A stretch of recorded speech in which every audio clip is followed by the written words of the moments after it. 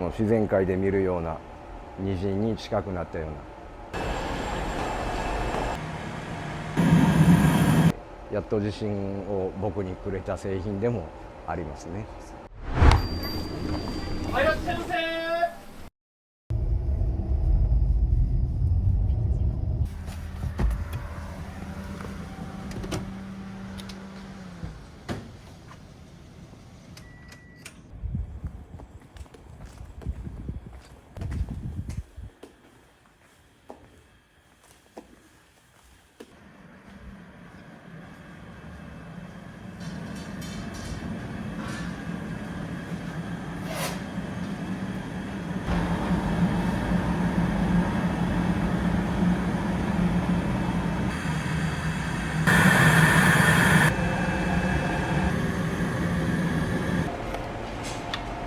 これが虹色の元の、虹色ってこう7色だと思われがちですけど、うちの場合5色使ってます。なんでかっていうと、こうガラスって透けて見えて、青の向こう側に赤があった場合紫に見えたりとかするんですね。で5色が一番バランスが僕の中で良かったんで、青だけが伸びが悪いんですね。で青をバランスよく振り分けてあげないと、こうぐにゃっと曲がって膨らんじゃうんです。でそれを避けるためにちょっと青だけバランスを取りながら、見苦しいところ肘を痛めてまして、ここがガラスが溶けてる窯なんですけど、この中に透明のガラスが壺状の陶器の中にガラスを溶けた状態で溜めてあります。でそれをパイプの先の部分に絡め取って製品にしていきます。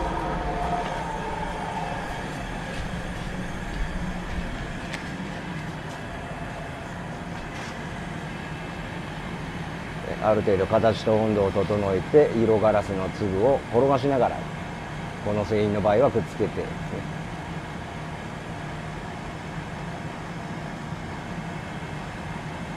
こう色によって溶ける速さが多少違ってくるんで、その辺が難しいところで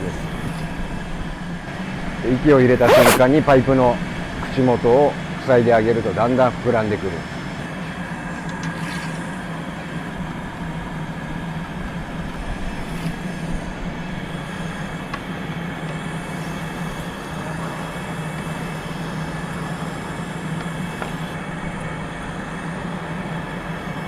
じゃなくてエアーガンですね。空気を吹きかけて熱を奪って早く冷めるように、作業効率を上げるためにやってることなんですけど、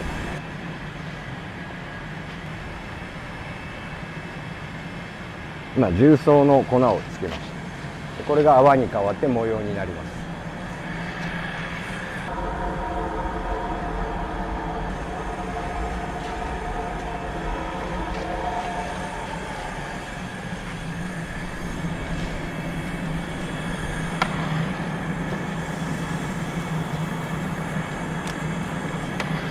これはジャックという道具です。一番よく使う道具ですけど、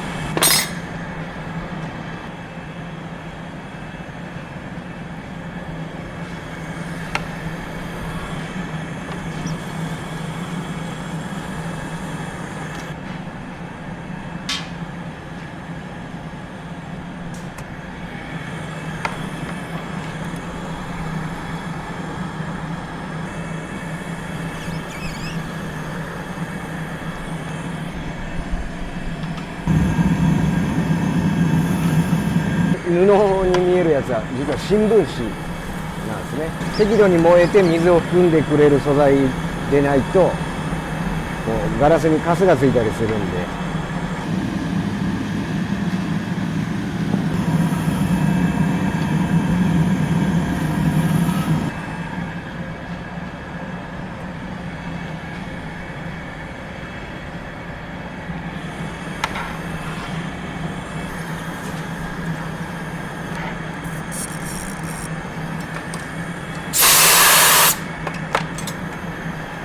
これは記号手と言いまして、そこを平らにしたりとか。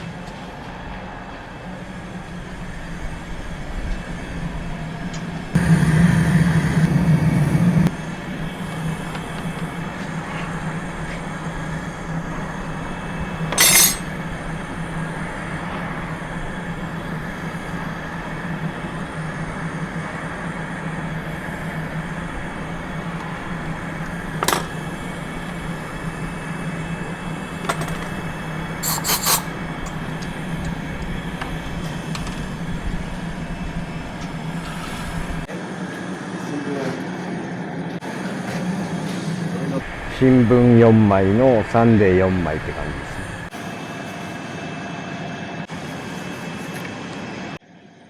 保水力が違うんですよね。仕上がりにも差が出る。緑のページだったら、まあジャンプでもいいのかなと。イタリアの職人が日本の新聞使って全然質が違うんで、日本から送ってもらってるらしいですね。ガラス屋さんは読売派とか日経派とかいるんですよ。でこうやってあらかじめ焼いておいて、で焼けたら水につけてふやかしとく。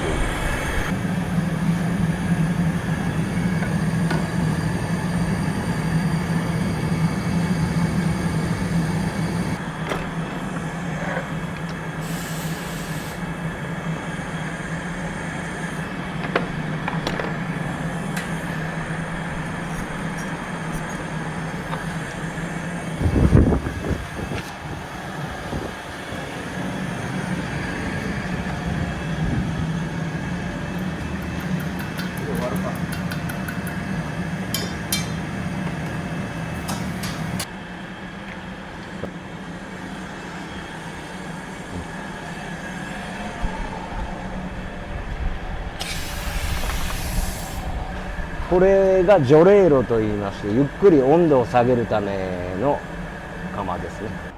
これが昨日のものですね。ジャパン武器の製品。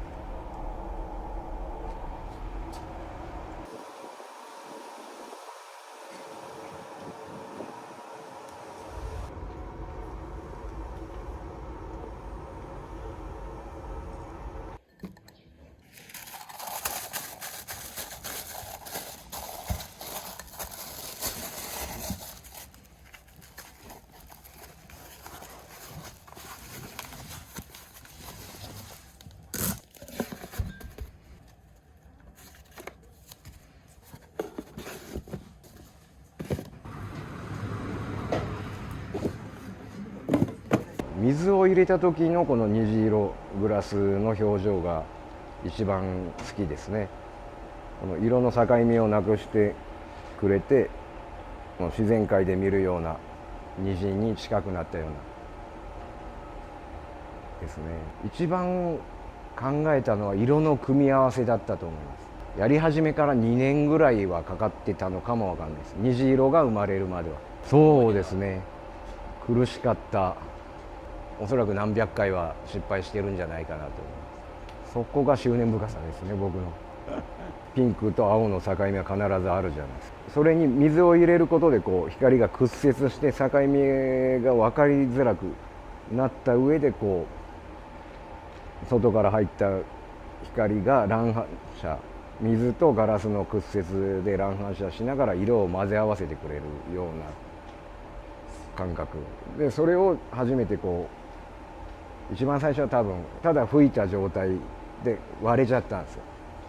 で割れたやつがなんか綺麗だなって、試しに水を入れたら、ああこれやって、やっといいのができたっていうのが印象ですね、最初の。よいしょ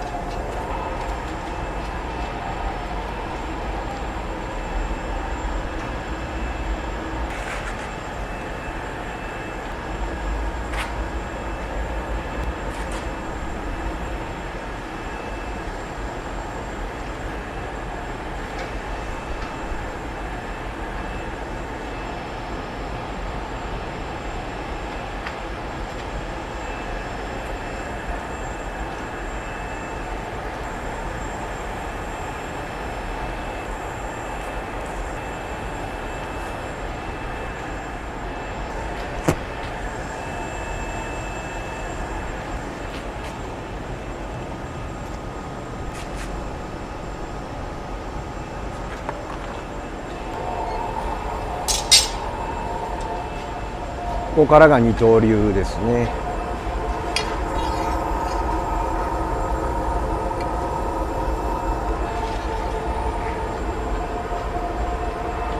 冷めかけた本体に柔らかいガラスをくっつけると、そこだけ柔らかくなります。くっつけて柔らかくなるのを待ちますね。で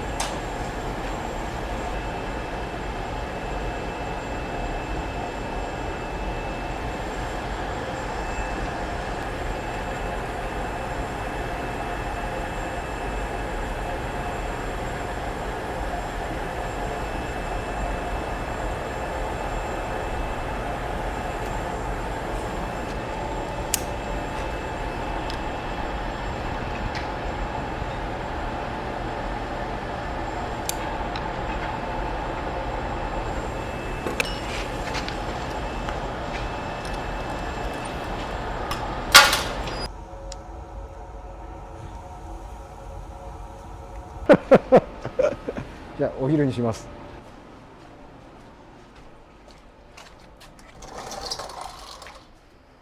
お疲れさんです。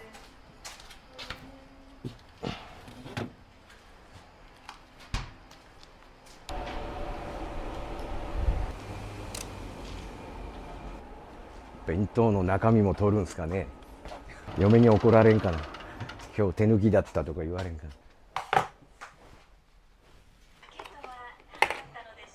まさかの箸が入ってないというハプニングですね。ここにあってほしいはずの箸がない。どうしよう。どうしよう。ご飯終わっても食べるんじゃないですか。プリン用のスプーンがあります。ここカットですね。ですね。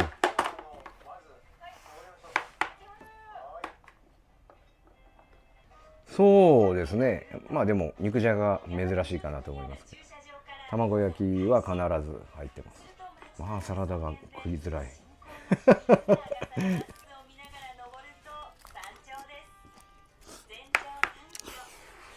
うまい。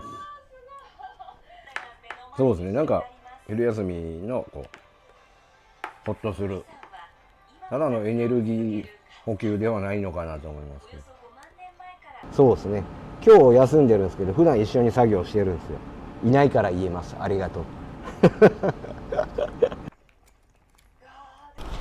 これがガラスの原料なんですけど、手洗った方がいいですね。スーパーアルカリです。まあ漂白剤みたいなもんですよね。溶けてるような感覚。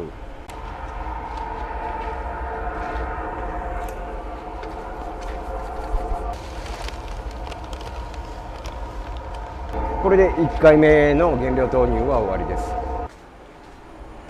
ということでね、6時間40分、1300度をキープして、でガラス化させたやつをこう次の段階、次の設定では1180度ぐらいまで50分かけてガツンと温度を下げるんですね。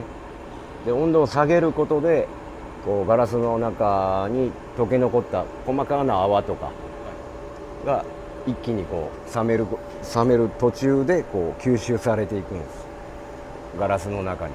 で初めてこう泡のない綺麗なガラス状になってくれるんですけど、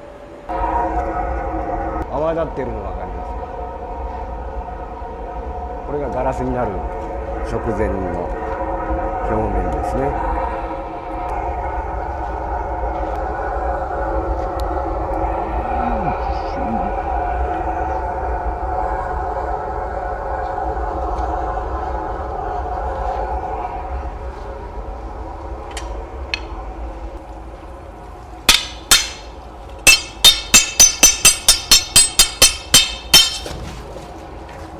普通見れない光景ですよね。水につけてるのはどう言えばいいですか、細かく粉砕するために急激な温度変化で細かく割れてくれてた方がこういざ原料投入の時に釜に戻した時にこう弾けなくなるんですね。小さい方がいいんです。これをまた、粉と混ぜ合わせた状態で入れ直す。そうですね、ガラスってこう溶かしすぎると質が悪くなってしまうんですね。でそれを避けるために一旦抜いて、それ以上悪くならないように、で原料とまた溶け直す時にこうまた綺麗なガラスの状態になってくれるっていう。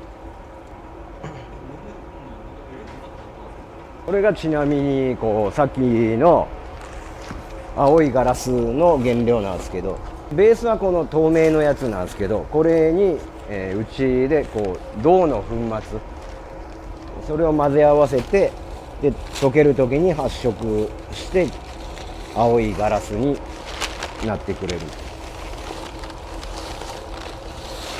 原料グレーなの分かります？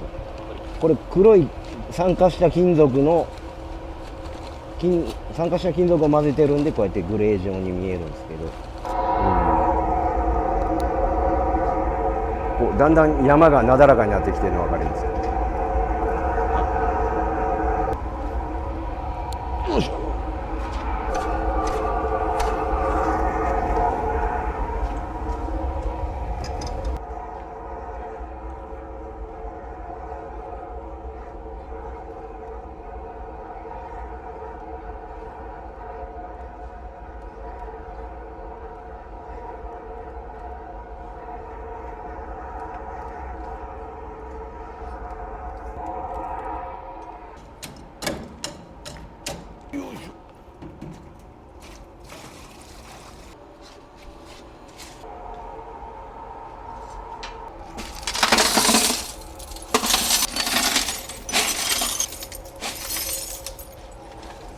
これは作業途中で出たこう透明のリサイクル可能なガラスですね。基本的にこう色ガラスが入ってない。ただ今見てわかると思いますけど、このピンクは戻しても手間暇かかるんです。あんま吸い込まないようにしてください。吸い込まないように。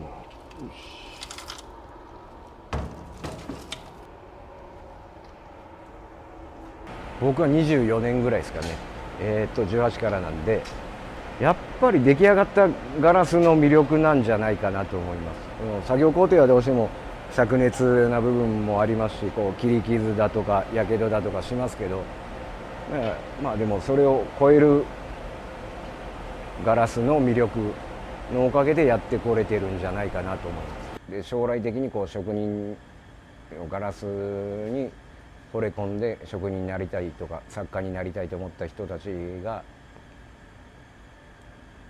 ガラスに携わっていけるためにも、今僕らが